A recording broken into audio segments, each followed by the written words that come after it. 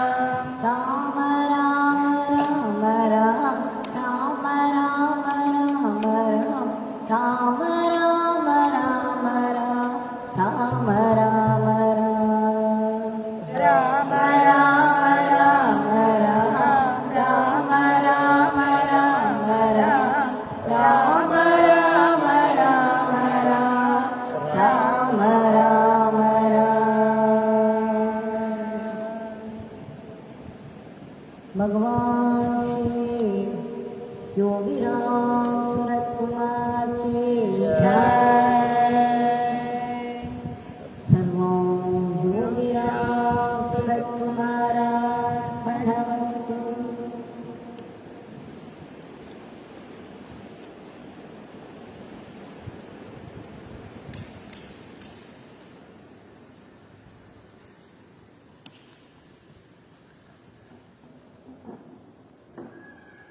This is one more opportunity to prostrate before Bhagwan.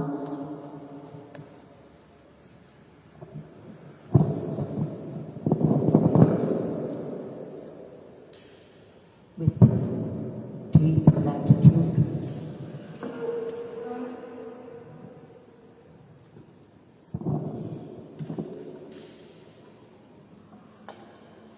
For this gift of praise,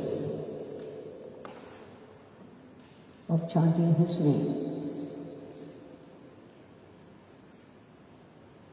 We have been seeing glimpses again and again. For one thing, that it would be our sadhana, our Gurudev has prescribed it as sadhana. If you remember even a fraction of a second,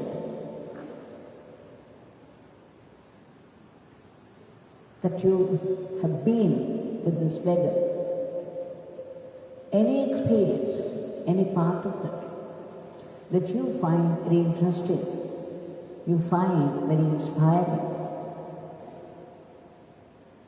even for a moment, if you could think, if you could recall, if you could enjoy the memory of it, be sure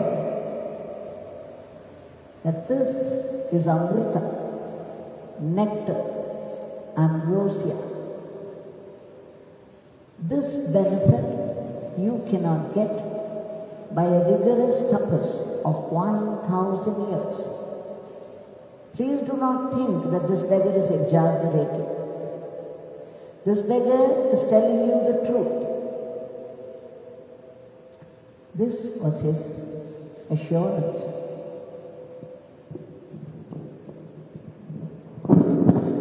That's it.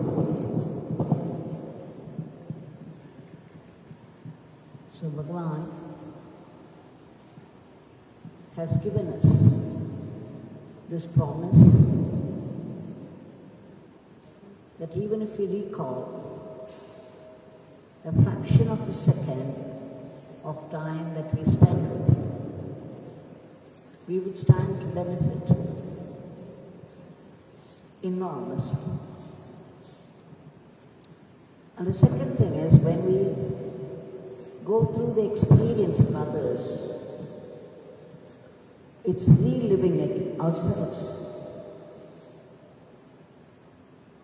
Today, Bhagwan, when I asked for Bhiksha, today's Bhiksha, this is what he dropped into my hands. So we shall see what this is all about. I remember reading the life of a great saint,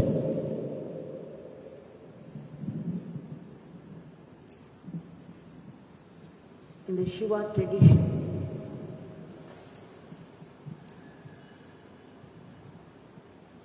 His name is Tiruvannamalai.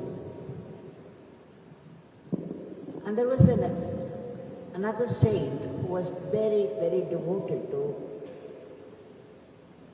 this great saint, Tiruvannamalai. The devotee is known by the name Appudiyadigal. Appudiyadigal would be waiting for a visit from his deity, Sri Tiruvannamalai, the great saint. And of course, when he visited, the day came when his wish was fulfilled. Sri Tiruvannamalai was there at his very doorstep. You can imagine the bliss that Appudiyadigal must have experienced.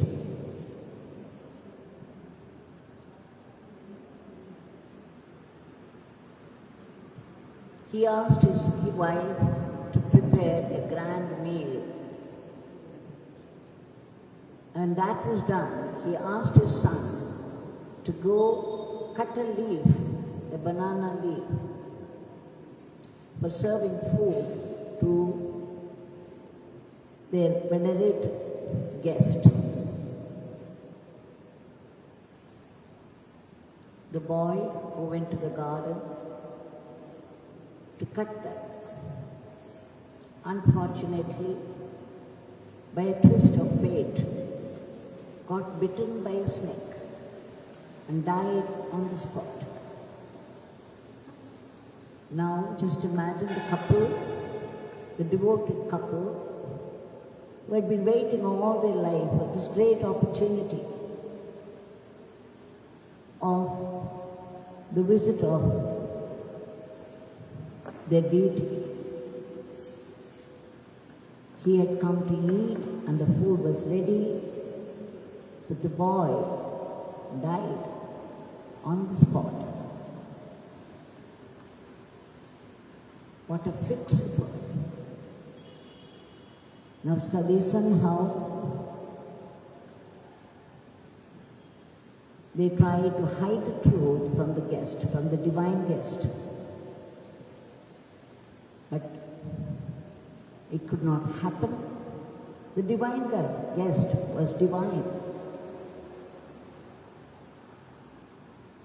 The story, there are other details to the story.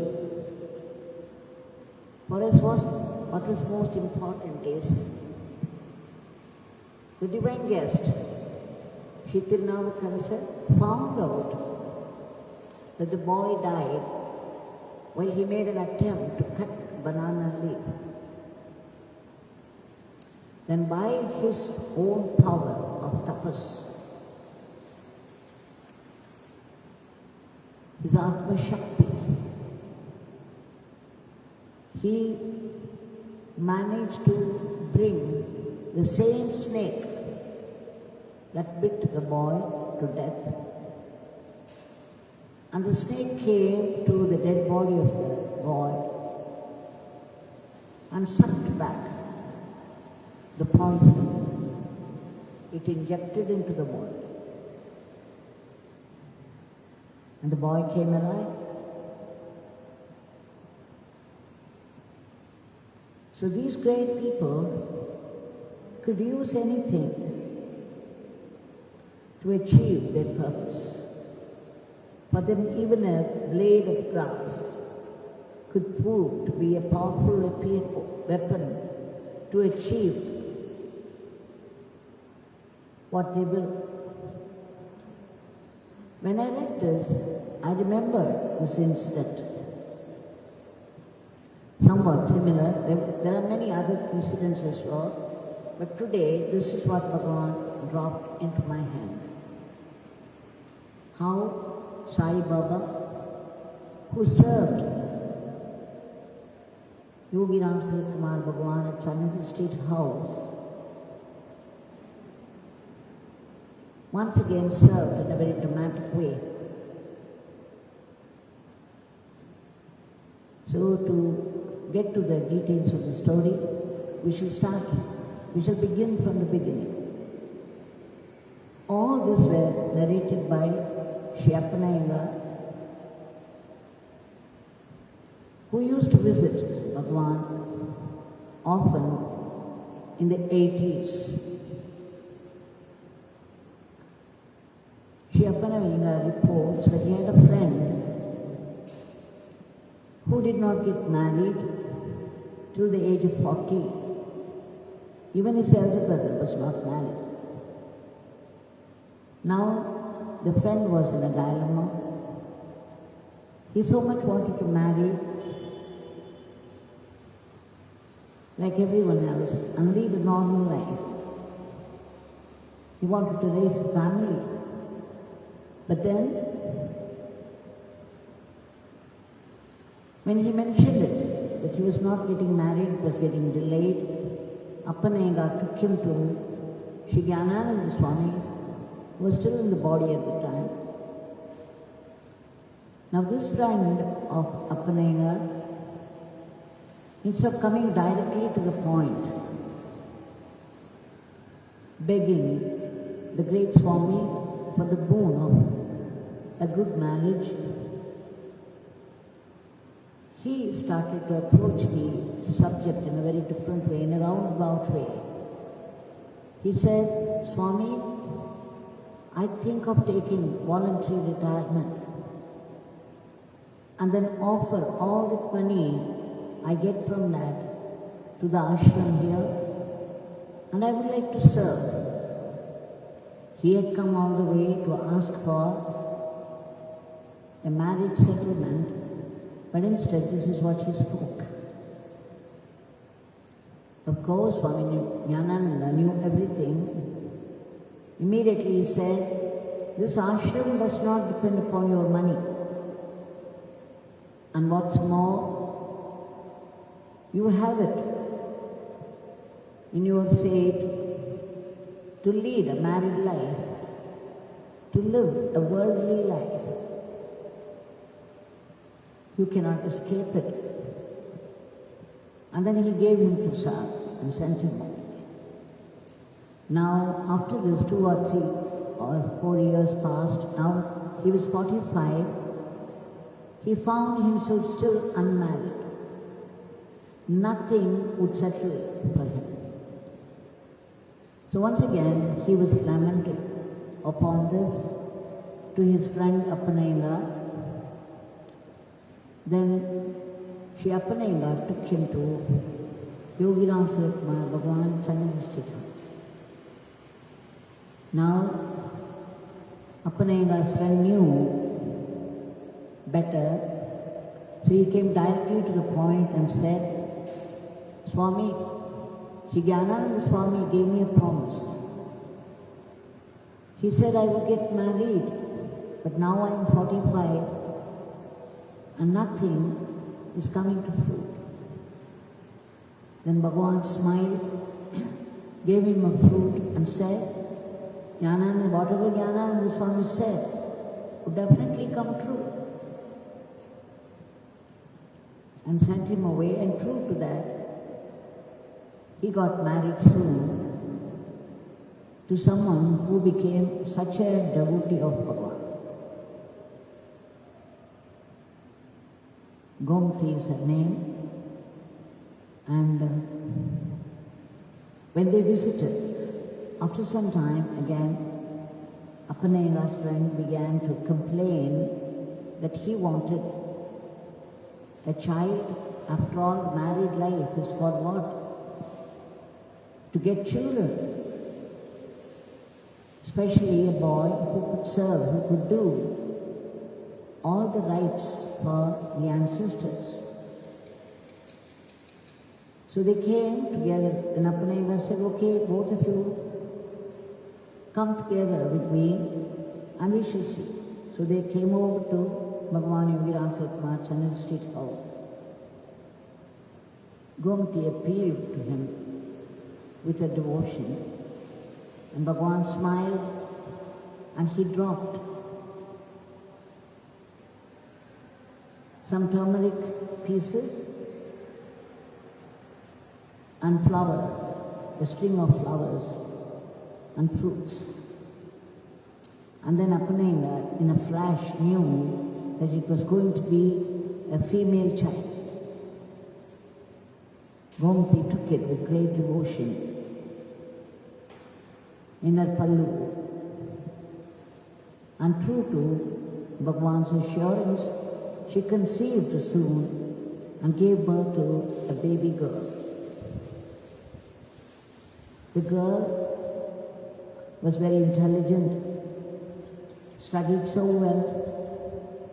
She came first in the class. She proved to be very talented. Now again, Appanayaga's friend began to complain. He said, look, why did I marry? To get a son? Who could do all those ritualistic rites for my parents and grandparents and my ancestors? Now what's the use if I don't get a baby boy? Now this time Appanayaga said, you and your wife go there and ask Swami. So they came to Yogi Ramsuratkumar Bhagwan's Channel Street house and appealed to him again. Bhagwan said, okay, you will have a boy. He blessed them nicely, and soon she conceived, Gomati conceived, and this time it was a boy, to the great delight of his parents. And this Kannan grew up well. When he was still a boy, one day, when he was going on the street, a dog, a sick dog, I think if a dog has scabies, as they call it, then it is somewhat mad. A mad dog pounced on this little boy and bit him. Now, of course, the boy's condition became serious. He was admitted in the hospital, and they gave him some 10 injections around the navel. And still, the poison was very much there. It was not healing. What was more, he developed epileptic attacks. He got fits, and the doctors lost hope. When they expressed it to Gomati, the parents, of course, Gomati and her husband, panicked. After all these years, they've got a boy, and this is what should happen to him. What kind of blessing it is. But you see, Gomati was very devoted to Swami, that when she had gone there, Swami once gave her the photograph and said, Gomati, you cannot come often to this beggar. If you need to appeal to this beggar, if you have any prayers to make, you do it before this picture. This beggar would know, and your prayers will be granted. What a blessing. This once again gives us the assurance that wherever we keep his photo and pray before that, the prayers reach him. And the grace is unfailing.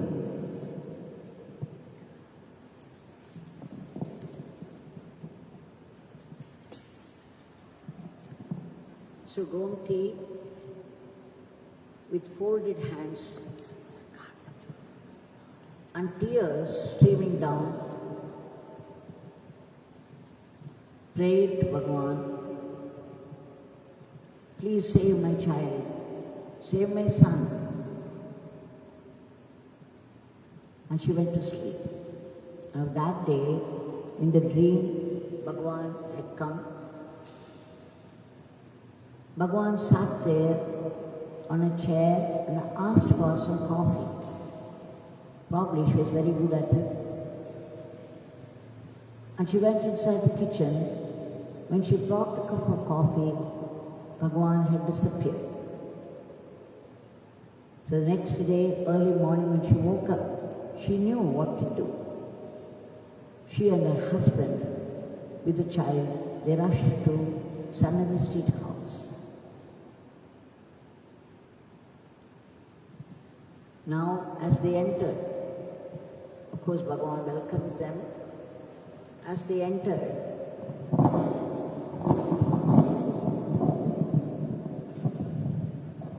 Sai Baba, the dog, was there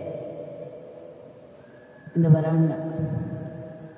Naturally, the boy Kannan cringed behind his mother, started to cry, screamed. He was so scared of the dog.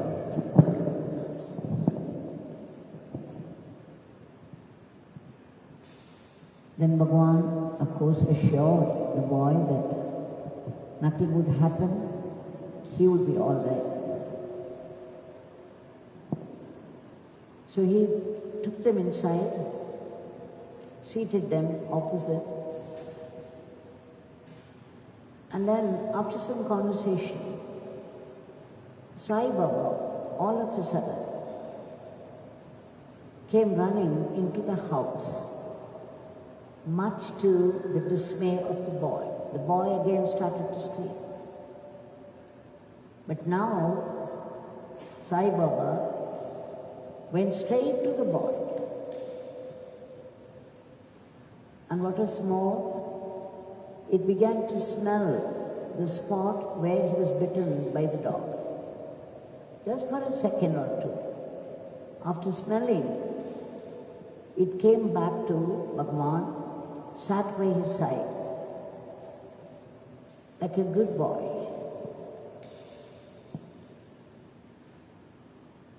And immediately Gomti knew that Bhagwan had blessed him, the boy, in such a way that this dog, the dog of Bhagwan, Sai Baba, had sucked away, smelled away the remaining poison in the body. Just as in the case of Apruti Adigal, how the great saint Tiruvannamalai brought back the snake and made it suck the poison from the dead body, and the boy came alive. Here we see a dog, Sai Baba, kept by Bhagwan, came running into the hall, going straight to the boy, smelling the very spot, and returning to Bhagwan.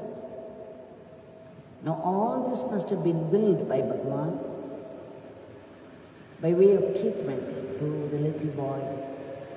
And after that, needless to say, that the boy picked up health, and there was no more attack of fits.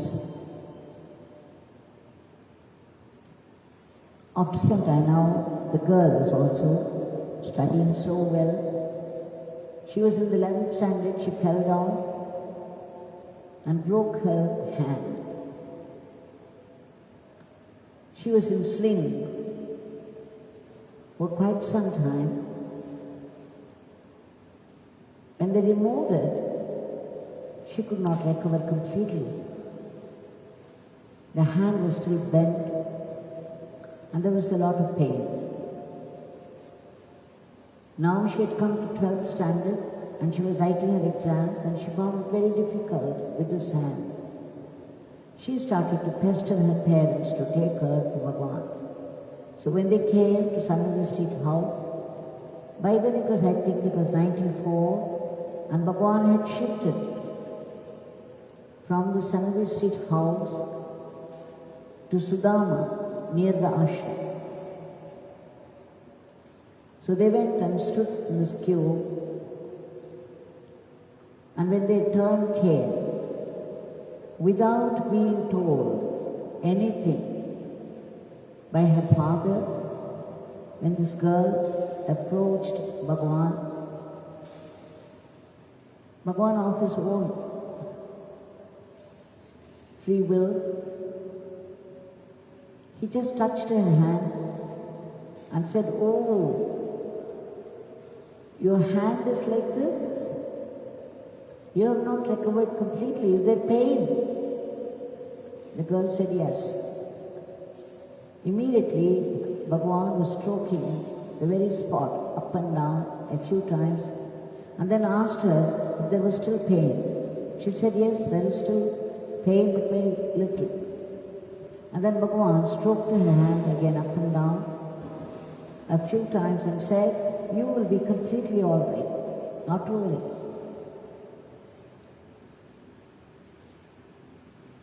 And true to his word,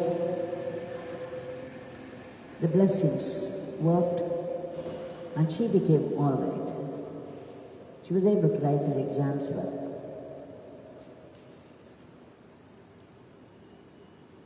Now, we understand from this that Bhagwan can do the miracle that she Tiruvannamalai, the great Shiva devotee, what he could do.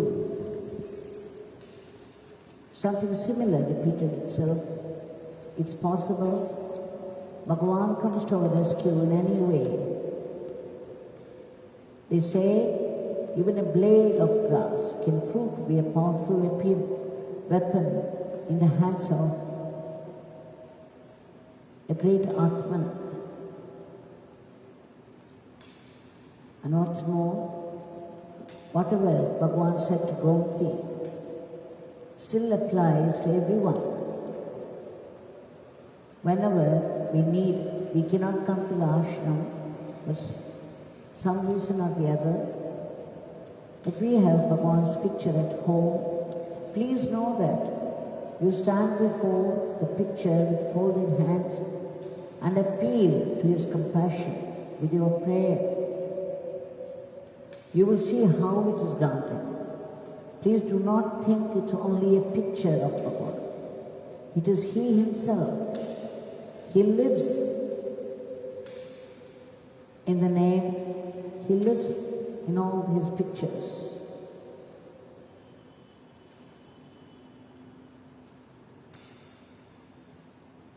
He could do anything. You see also how Bhairava, the Sai Baba, helped his master. Quite some time back, quite a few months back, we saw another story where Appanayagar was there, had come to see Bhagwan at Sananda Street House. A Bairagi had come from the Himalayas. He wanted to harm our Bhagwan. He was so arrogant, egoistic. He did not like the power of Bhagwan. He wanted to prove that Bhagwan was nothing, that he had more power. So in an attempt to harm Bhagwan, he started to chant the mantra for Kalabhairava. But soon what happened? To his own surprise, a humbling experience. Bhagwan stood there as Kala Bhairava himself. And what was more, Sai Baba came inside and stood by the side of Bhagwan as Bhairava, as the vehicle of the deity Kala Bhairava. Bhagwan used to say that Sai Baba was not an ordinary soul, that he had come to help his father's work. Now this Bhagwan is here right in front of us. Let us appeal to his compassion like Gomti did, and Bhagwan would do the needful. Bhagwan, we pray to you million times for your immediate divine intervention to free the entire humanity from the dreadful grip of this monster and bring back normalcy everywhere. And Bhagwan, we appeal to your compassion again to wipe out the panic from the hearts of people and arrest the spread of the disease. Enter those medicines to kill this virus, the clan of the virus, and help all those who are in need of it for lack of medication, for lack of treatment, unable to find a room in the hospitals, unable to find a cylinder of oxygen. They are in different states of distress. We beg you again to help them so that they get all they need, get well soon, and come back home safe. And again, all those great soldiers who are marching on with their labor, day and night, fighting the disease in order to save the other people, other lives. Please give them protection and all-round well-being. We also beg you for a lift to our economy. Above all, please bless us with constant remembrance of your name, continuous chanting, and give us the attitude of being an instrument in your hands, a willing and fitting instrument in your hands to go about our life as an offering to you. And above all, we beg you for that supreme blessing by which we get completely purified and our pure heart will be able to identify, spot your secret gaze, your secret smile, your gifts of grace in every happening of life. Jai Yogi Ramsuratkumar.